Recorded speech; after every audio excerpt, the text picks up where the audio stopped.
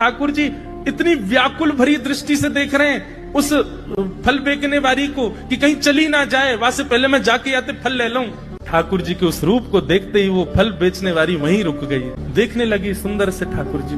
ठाकुर जी बाके सामने जाके खड़े है गए, उसने अपने फल की डलिया नीचे रखी। ठाकुर जी फल देख रहे हैं कौन से लेने। अब उंगली करके ठाकुर जी कह रहे हैं जेवारो दे दो, जेवारो दे दो, ये दे दो, ये दे दो। करते करते करते पूरी डलिया ही कह दी, बोले सबरी दे दो। गोपी बोली अरे लाला ये सब ऐसे ही ले जाएगो, कछु देगो ना मुकू। अरे ऐसे ना मिलो करे, कछु देनो पड़े, चल कछु दे मुकू तभी मिलेगी। ठाकुर जी बोले तो फिर रो काई को रही है, मैं ऐसे थोड़ी लेके जाऊंगा, नंद बाबा को ला लाऊं, मेरी सभी संपत्ति है, मैं अपनी संपत्ति में से कछु हिस्सा तुमको दूंगा तब फल लेके जाऊंगा।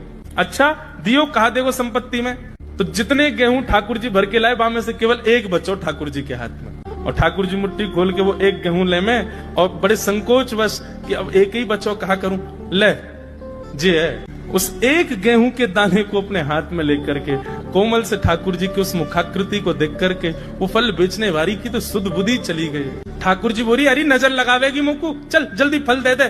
बोले फल दे तो दूं, लेके कैसे जाओगे, 4 आम के बराबर के तो तुम स्वयं हो, एक आम के ऊपर एक ऐसे 4 खड़े कर दूं तो इतने बड़े तो तुम खुद ही हो, कैसे लेके जाओगे। ठाकुर जी बोले बड़ी चिंता। तभी गोपी ने की अच्छा आओ मैं दूं, और ठाकुर जी के कछु फल तो कमरिया में बांध दिए, कछु पामन में बांध दिए, कछु हाथन में बाजू बंद बना के बांध दिए, कछु गरे में लटकाई दी। और ऐसे ठाकुर जी मटकते भये, उछलते भये, और बड़ो श्रम है रोए, उठा नहीं पा रहे पाम को, इतना भारी है कि पाम खिसक खिसक करके नंद भवन की ओर जा रहे हैं। इस रूप को जब उस फल बेचने वाली ने देखा, उसने अपनी फल की डलिया उठाई, और फल की डलिया उठा करके जब सिर पर रखी तो आगे चलते हुए नेत्र बंद हो गए। अब तो बस यही कहती जा रही है गोपाल ले लो, कृष्ण ले लो, माधव ले लो, मधुसूदन ले लो, गोविंद ले लो, नंद जी को लाला ले लो।